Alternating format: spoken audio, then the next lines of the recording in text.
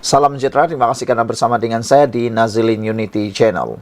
Saudara, ini satu dapatan dan kupasan yang pastinya membuatkan Anda terkejut dengan sikap Azmin Ali. Sebelum ini, Azmin Ali sebagai pembuka kepada bicara dan supaya Anda dapat memahami plotnya, sebelum ini Azmin Ali ialah ahli PKR dan beliau adalah orang penting dalam PKR. Jawatan beliau di PKR bukan calang-calang. Beliau ialah timbalan Presiden Parti PKR, orang nombor 2 di PKR, yang mana pastinya beliau mengimpikan untuk menjadi ahli nombor 1 dalam PKR untuk dapat menggantikan jawatan Anwar Ibrahim kalau sudah tiba waktunya. Tetapi kerana ketidaksabaran, kata netizen, mereka mengandaikan ketidaksabaran Azmin Ali menjawat jawatan pengerusi ataupun presiden PKR, akhirnya beliau bertindak mengkhianati parti PKR yang telah mengangkat nama beliau, telah menjadikan beliau orang besar, telah menjadikan beliau dikenali di seluruh Malaysia. Akhirnya beliau khianati. Dan kini Azmin Ali bersama dengan Pakatan Perikatan Nasional dan kini bersama dalam Parti Bersatu. Tak sampai 3-4 tahun bersama dengan Parti Bersatu, dan yang lebih menggembirakan Azmin, tak sampai 3 tahun pun beliau kini mempunyai jawatan yang bukan calang-calang dalam Parti Bersatu. Tetapi nampaknya menurut apa yang kita dapat sumber Harapan Dairy ini, nampaknya sikap Azmin Ali tidak berubah apabila beliau tetap diandaikan mengimpikan jawatan tinggi semata-mata. Tak sanggup downgrade diri, Azmin didakwa tolak jawatan Setiausaha Agung Bersatu.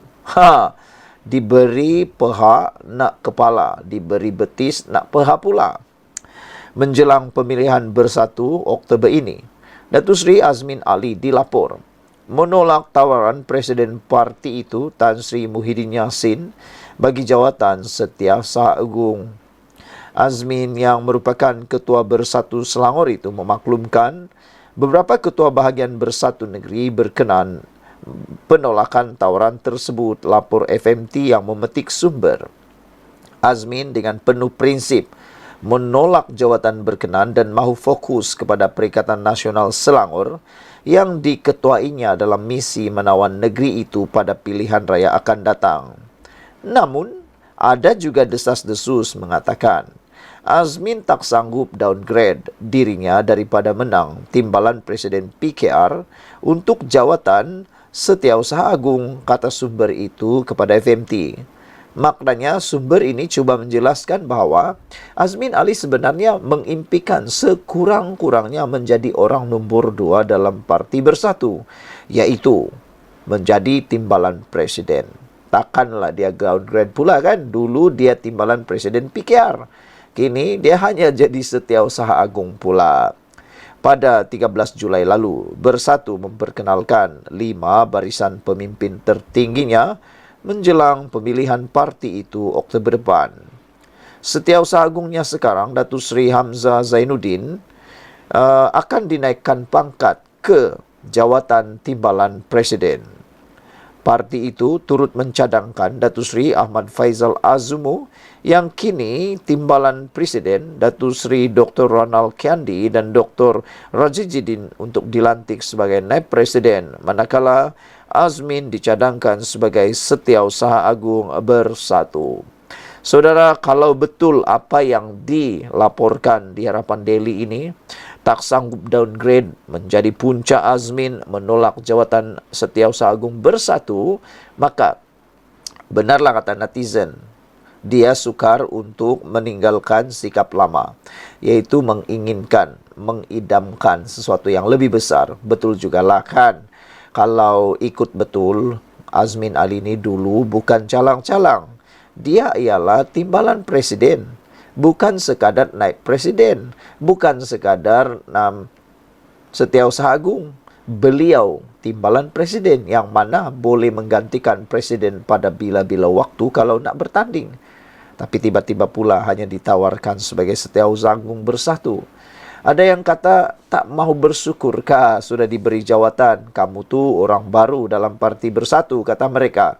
Kenapa tak sanggup menunggu ke? Kata mereka lagi. Apa pula pendapat anda semua untuk isu kali ini? Adakah dengan ini Azmin Ali akan pindah lagi? Itu persoalannya. Kita jumpa lagi. Bye-bye. Salam sejahtera. Terima kasih karena bersama dengan saya di Nazilin Unity Channel.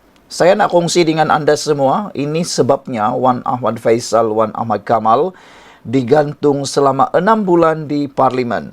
Walau bagaimanapun sebelum saya dedahkan, punca sebenar Wan Ahmad Kamal, Ketua Pemuda Perikatan Nasional ini digantung sebagai ahli Parlimen selama 6 bulan, saya nak kongsi kepada anda semua. Satu lagi komen daripada ahli Parlimen ataupun Ketua Pengerusi Amanah Kedah, iaitu Datuk Dr. Ismail Saleh. Beliau menyifatkan penggantungan Ahmad Kamal, penggantungan Wan Ahmad Faisal, Wan Ahmad Kamal sebagai sejarah baharu buat Parlimen Negara. Ini sejarah baharu, manakan tidak dia bukan sejarah baharu kalau ini kali pertama orang muda digantung 6 bulan. Paling lama kita dengar 3 hari. Yang ini setengah tahun tak boleh hadir ke Parlimen. Ada netizen kata harap-harap gajinya pun digantung. Jangan tak hadir Parlimen tapi dibayar pula gaji, kata mereka. Diharap kerajaan mengambil tindakan juga terhadap allowance dan gajinya, kata netizen. Tindakan yang dikenakan terhadap Wan Ahmad Faisal itu sebagai satu pengajaran kepada ahli-ahli Parlimen yang lain, kata beliau. Saya kira ini satu pengajaran kepada ahli-ahli Parlimen supaya lebih berhati-hati dan menghormati Parlimen dan perlembagaan sekaligus menyedari bahawa negara ini, walaupun dalam Parlimen ada undang-undang. Saudara, ada netizen kata jangan jadikan Parlimen sebagai tempat menyebar fitnah, jangan menyebarkan perkara yang tiada kesahihannya, apalagi surat layang. Kata netizen, walaupun di Parlimen tidak boleh didakwa, tetapi janganlah sampai membawa kepada kekeliruan kepada rakyat Malaysia. Saudara, ini sebabnya Wan Ahmad Faisal, Wan Ahmad Kamal digantung Parlimen selama 6 bulan. Rupa-rupanya beliau digantung selama 6 bulan ekoran. Usul Jabatan Perdana Menteri JPM kerana membangkitkan surat layang ketika perbahasan. Wan Ahmad Faisal telah pun menggunakan surat layang sebagai data sokongan kepada perbahasan beliau. Sehingga netizen kata, kalau guna surat layang siapapun boleh cipta, katanya tiada yang boleh dipertanggungjawabkan. Surat layang itu terkait dakwaan ke atas penjawat awam dengan maklumat yang tidak dapat disahkan. Jadi ini perlu diatasi dengan segera. Keputusan itu dibuat setelah usul tersebut diluluskan dengan undian 110 anggota Parlimen. Saudara-saudara sekalian, penggantungan selama 6 bulan itu dibuat melalui undian belah bahagi. Saudara, beberapa komen daripada netizen saya ingin kongsi dengan anda supaya anda juga dapat memberikan komen dalam ruangan komen video ini. Ada yang kata, alamak Azalina, perlukah gantung pelakon Wan Ahmad Faisal, Wan Ahmad Kamal ni? Dia selalu cakap itu, cakap ini dan yang bukan-bukan. Kami dah biasa dengan lakonannya, kata beliau. Biar dia berlakon. Kami rakyat bukan bodoh. Kami boleh beza kebenaran, ketipuan, borak saja atau kabar angin. Selagi percakapan YB-YB di Parlimen tidak menyentuh 3R, biarlah mereka cakap apapun yang mereka ingin. Dengan begini, kami rakyat barulah dapat membezakan seseorang YB adalah wakil rakyat atau wakil dari rakyat atau wakil dari hutan, katanya.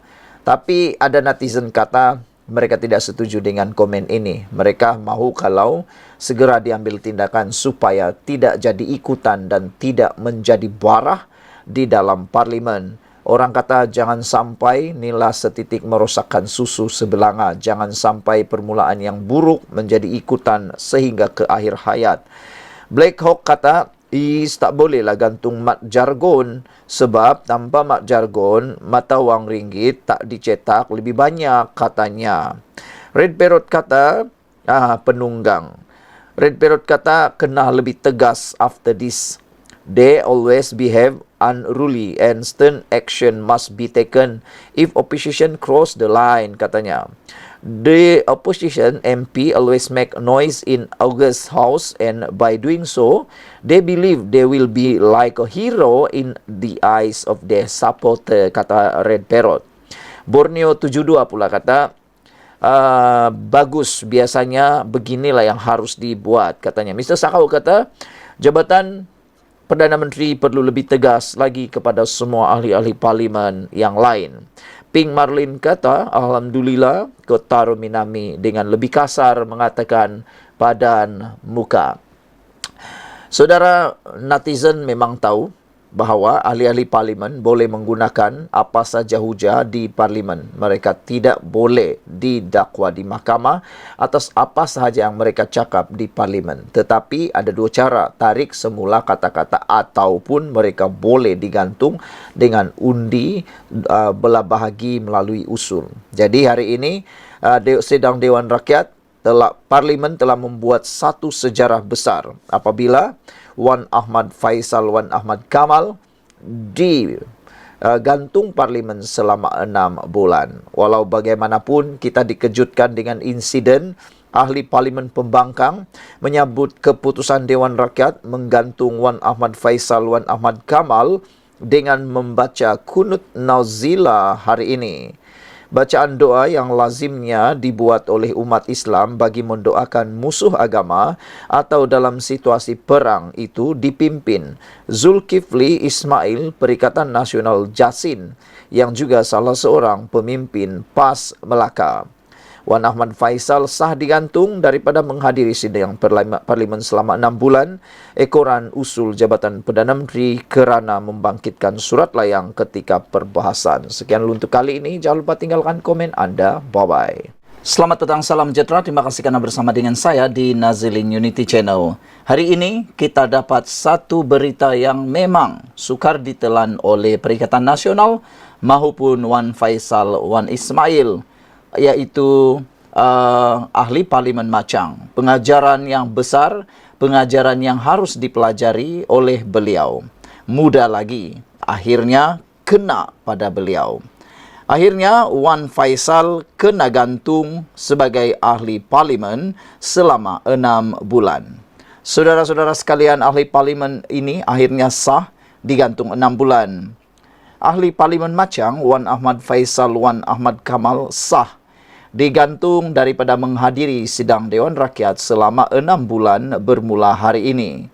Ia susulan dakwaan Ketua Pemuda Perikatan Nasional PN itu mengenai dalang sebenar di sebalik pengambil alihan Malaysia Airport Holding Berhad hanya berdasarkan maklumat dari surat layang.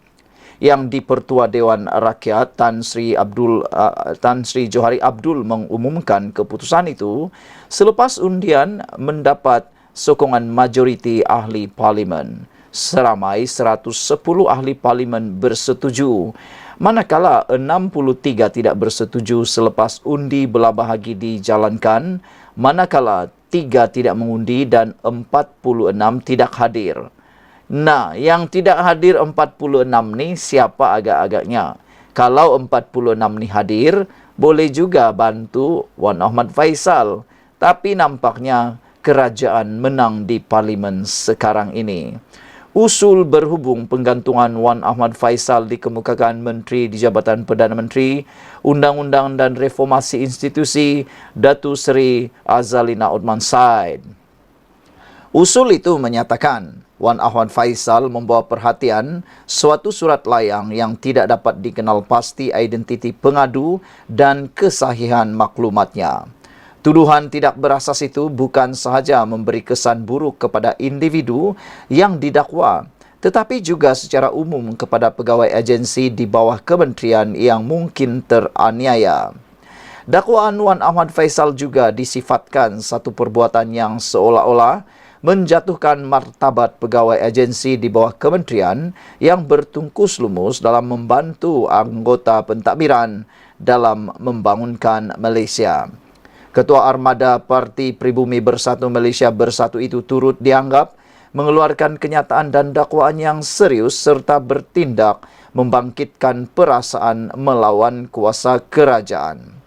Semasa sesi perbahasan di Dewan Rakyat pada 1 Julai lalu, Wan Ahmad Faisal menuntut penjelasan berhubung keputusan penjualan sebahagian saham MAHB selepas beliau dikatakan menerima satu surat layang mendedahkan dalang di sebalik keputusan berkenaan. Tidak pernah mana-mana ahli parlimen membawa surat layang sebagai asas hujah di Dewan Rakyat. Wan Ahmad Faisal secara terbuka turut menamakan individu terbabit yang didakwanya pegawai atasan kumpulan wang simpanan pekerja KWSP. Sebelum itu, Wan Ahmad Faisal mengemukakan usul tergempar bagi menggesa penangguhan atau pembatalan penjualan sebahagian saham MAHB kepada syarikat berkait BlackRock Global Infrastructure Partners GIP. Namun, usul itu ditolak Johari Abdul. Saudara-saudara sekalian, ada orang kata, baguslah, berehatlah kepada Wan Ahmad Faisal. Ada juga yang mencadangkan supaya beliau mengambil cuti dan muhasabah diri. Apa pula komen anda? Tinggalkan komen anda. Salam sejahtera.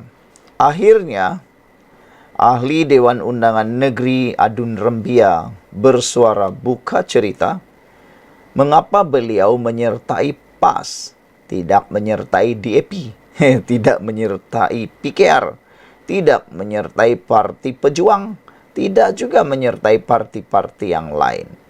Rupa-rupanya ini niat beliau nak menyertai PAS. Tapi sebelum itu, nak ditanya kepada anda semua, agak-agak adakah Adun Rembia ini akan dikenakan pampasan saman oleh Parti UMNO? Karena beliau bukan dipecat. Anda harus ingat, beliau hanya digantung keahlian. Bukan gantung keahlian, beliau hanya digantung sebagai ahli UMNO. Jadi dengan itu, beliau masih terikat dengan undang-undang UMNO. Dan kini, apa yang berlaku? Seingat kita, UMNO pernah membuat satu undang-undang atau pindaan pampasan saman kalau orang itu tak kena akta lompat parti tapi meninggalkan parti UMNO ataupun memberikan sokongan kepada yang berlainan. Kalau tak silap, UMNO sudah menggubal peraturan mereka mengenakan denda 100 juta ringgit kalau bersama parti lain. Nah, kalau itu kena kepada Adun Rembia ini, menggelupur habislah dia. Nak cari mana 100 juta itu? Dan untuk makluman anda, sudah ada duluan yang mana parti itu menang dalam tuntutan pampasan saman apabila meninggalkan parti asal, yaitu Zuraida Kamarudin. Parti PKR yang telah dikhianati oleh Zuraida telah menang saman pampasan apabila beliau meninggalkan Pakatan Harapan PKR pada waktu 2000 pada waktu langkah Sheraton. Dia telah kalah dalam tuntutan saman itu dan sedang dalam rayuan. Itu kalau tak silap 10 juta. Kalau ini 100 juta, muflislah Adun Rembia kalau benar-benar menang pula UMNO dan dia pula terpaksa membayar pampasan tersebut. Ada netizen kata, apa dan mukalah, jangan hanya didenda 100 juta kata mereka, tapi lebih baik digoreng sekali sampai enak rasanya kata mereka. Walau bagaimanapun, Adun Rembia ini, yaitu Datuk Muhammad Jailani Khamis, menjelaskan keputusannya menyertai PAS adalah untuk sama-sama berjuang dengan rakyat yang berdepan kesusahan ketika ini. Bercakap tentang kesusahan ketika ini, banyak kali Walaun dan juga penyokong Pakatan Harapan Kerajaan Madani Perpaduan bersisi soal jawab dalam media sosial. Penyokong Walaun ataupun penyokong Walaun ini, mereka sering kali kata berdepan kesusahan. Manakala penyokong Pakatan Harapan atau Kerajaan Perpaduan mahu supaya Walaun tulis dan senaraikan kesusahan yang mereka maksudkan itu. dan mesti ada bukti data bahwa mereka memang jadi susah. Tapi sampai sekarang ini belum lagi saya nampak mereka berjaya memaparkan kesusahan yang benar-benar mereka hadapi itu. Kerana bila mereka paparkan, kembali semula kepada muka mereka, kembali semula kepada Kerajaan Perikatan Nasional yang pernah memimpin negara ini dahulu. Cuba salahkan Anwar Ibrahim, rupa-rupanya kena balik pada mereka. Menurut Adun Rembia ini, tindakan yang diambil itu juga bertentangan dengan langkah 6 ahli parlimen dengan menyertai daripada Parti Bersatu yang menyokong pimpinan Anwar Ibrahim yang mengatakan atas faktor peruntukan. Kata Adun Rembia ini, saya pindah tukar parti untuk memilih. Susah bersama rakyat. Kalau rakyat susah, dengan dasar-dasar kerajaan yang menekan ini, kita susah bersama-sama dan senang juga bersama-sama ketika sidang akbar di parlimen pada Selasa. Namun netizen pula menyoal. Kata netizen, ini bukan pasal peruntukan yang kamu mau sebenarnya. Bukan juga soal nak senang-senang, susah-susah dengan rakyat, sama-sama susah. Tapi kamu sudah dapat hidu yang kamu tidak akan dicalonkan lagi. Pilihan raya akan datang untuk mewakili UMNO, PKR maupun siapa-siapalah. Jadi satu saja yang boleh menyelamatkan survival politik kamu ialah menyertai parti PAS, kata netizen. Tapi belum tentu lagi. Mungkin malang akan menimpa lebih besar kepada Muhammad Jailani, Adun Rembia ini, karena belum tentu beliau akan bertanding atas tiket PAS. Mana tahu pas waktu itu sudah mempunyai calon yang lebih baik daripada dia. Dan orang tahu, orang yang lompat parti ini, orang tak suka. Orang yang lompat-lompat parti ini dibenci orang. Jadi mungkin disangka dia dapat bertanding di PAS, parti PAS kalau pindah. Tapi rupa-rupanya itulah macam yang kita cakap tadi. Sudah terlepas daripada mulut singa, masuk pula di mulut buaya. Jadi saudara-saudara sekalian, tambah Muhammad Jailani, beliau sebelum ini pernah menghantar surat kepada lembaga UMNO untuk memecat keahliannya daripada parti yang sinonim dengan orang Melayu itu. Dia nak gunakan isu pecat itu, tapi rupa-rupanya dia tak berjaya gunakan isu itu. Itulah kan. Dia ingat Zahid Hamidi itu tak pintar.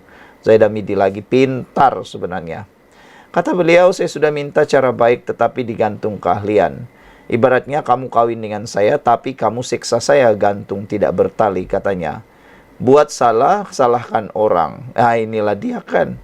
Sekian untuk kali ini. Jangan lupa tinggalkan komen Anda. Sila tekan butang subscribe untuk isu kali ini. Ditambah lagi, kata Adun Rembia ini, mereka sekat peruntukan kawasan DUN dan rampas pejabat saya. Macam mana saya nak berkhidmat soal? Ya lagi, itulah. Buat salah tak fikir-fikir. Sudah kena baru tengada. Memanglah kan, kamu dah digantung. Bukan lagi ahli UMNO. Wajarlah pejabat kamu dirampas dan peruntukan kamu juga disekat.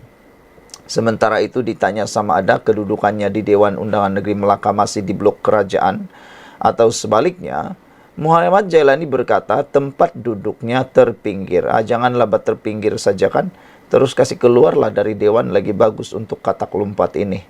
Netizen dan penduduk rakyat Malaysia nih memang dah bosan dah melihat orang lompat-lompat parti nih.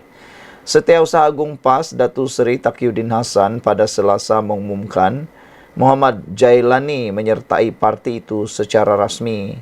Menurut Taqiyuddin, keahlian Muhammad Jailani yang juga wakil rakyat UMNO yang digantung keahlian selama 6 tahun itu diterima pada 10 Jun tahun lalu. UMNO tahun lalu dilapor menggantung keahlian Muhammad Jailani selama 6 tahun kerana didakwa melakukan sabotaj terhadap parti kerana dengan sengaja hadir pada majlis pengumuman calon Perikatan Nasional bagi pilihan raya kecil Dewan Undangan Negeri Simpang Jeram di Bakri Johor. Muhammad Jailani sebelum ini didesak meninggalkan UMNO dan menyerahkan kerusi Dewan Undangan Negeri Rembia disandang berikut ketindakannya menyertai Perhimpunan Parti Pembangkang sejak pilihan raya umum ke-15 lalu. Beliau yang menang pada PRU14 atas tiket Parti Keadilan Rakyat PKR antara 4 adun Pakatan Harapan PH yang melompat menyokong Barisan Nasional BN bagi mengambil alih pentadbiran negeri pada Mac tahun 2020. Beliau kemudian dikatakan dipecat parti itu sebelum mengumumkan menyertai UMNO bagi membolehkannya dipilih bertanding semula mewakili BN pada PRN 20 November tahun 2021. Sekian untuk kali ini. Jangan lupa tinggalkan komen anda, tekan butang subscribe. Bye-bye. Salam sejahtera. Memang betul-betul boleh sabotaj pemulihan ekonomi madani. Perikatan Nasional PAS seringkali mengatakan ekonomi negara dalam keadaan ini, itu, dan selalu cakap pula negatif tentang ekonomi negara. Tapi rupa-rupanya, drama katak dan kerangga Perikatan Nasional PAS sabotaj pemulihan ekonomi madani. Mengapa waktu ini dipilih untuk PAS mengumumkan ahli Dewan Undangan Negeri Adun Rembia Datuk Muhammad Jailani Khamis melompat setahun lalu, walhal tak akan mengubah apa-apa pun. Sebabnya, PN PAS cuba menutup kejayaan kecil formula ekonomi madani yang sudah menunjukkan momentum yang baik. Berita katak lebih menarik perhatian rakyat. Kalau momentum ini terus kekal, insya-Allah ekonomi kita akan makmur, walau akan gigit jari, dan ekonomi Malaysia dapat diselamatkan.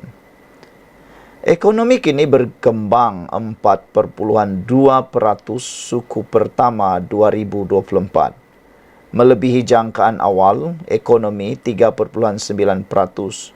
Pelaburan diluluskan tahun 2023 terbesar dalam sejarah. Prestasi ringgit kedua terbaik di Asia selepas India kini. Kadar pengangguran rendah. Inflasi berjaya turun dari 4% ke 1,5% dan kini 2% OPR. Kekal 3% kali ke-7. JP Morgan naik taraf rating Malaysia setelah 6 tahun. Kerana perkembangan ekonomi yang sangat memeranjatkan. Bursa memecahkan paras psikologi FBM KLCI 1,600 mata dan kini bullish serta disasarkan mencapai 1,700 mata. Malaysia kini jadi hub penting semikonduktor dengan pelaburan masuk puluhan bilion dan Malaysia dianggap pemenang dalam suasana ketegangan China dan Amerika Syarikat AS. Apa rakyat dapat? Anak-anak dapat kerja, gaji lebih baik di sektor tertentu, taraf hidup dapat ditingkatkan. Apabila hasil cukai kerajaan bertambah, kini diurus dengan lebih mantap dan luar biasa, maka lebih banyak dapat dipulangkan kepada rakyat dalam bentuk pendidikan, bantuan sosial, kesihatan, lebih banyak infra dan lain-lain. Dulu, Presiden PAS Hadi Awang dan Kerajaan Tebuk Atap jadikan kerangga sebagai alasan untuk makan gaji buta dan gagal selesaikan isu rakyat dan ekonomi negara. Kini saya yakin Perdana Menteri ke-10 Anwar Ibrahim dan Kerajaan Madani PH, BN, GRS, GPS terus kuat bekerja. Tidak kira berapa banyak kerengga menggigit kerana kestabilan kerajaan. Kita patut bersyukur dengan nikmat yang Allah kurniakan. Walaupun ada jenis manusia yang susah hati melihatkan segala kebaikan yang kita alami sekarang. Apabila ringgit jatuh, mereka bersorak riang. Apabila mengukuh, mereka alihkan perhatian rakyat kepada hal ehwal katak politik. Rakyat dihasut hanya dengan persepsi walaupun data dan angka menunjukkan sebaliknya. Jika tidak dirujuk pakar-pakar yang mengukur perkembangan ekonomi dan dengan standard antarabangsa, tidak munasabah kerajaan nak tukar hanya berdasarkan komen di media sosial seperti yang diwar-warkan Perikatan Nasional PAS. Itu sebabnya ada netizen yang memberi nasihat kepada pengikut-pengikut Perikatan Nasional. Mereka kata jangan terpengaruh dengan hanya message-message yang diwar-warkan itu. Kerana mereka sebenarnya hanya ikut-ikutan dan kefahamannya cetek sekali. Sekian untuk kali ini. Jangan lupa tinggalkan komen Anda. Bye-bye.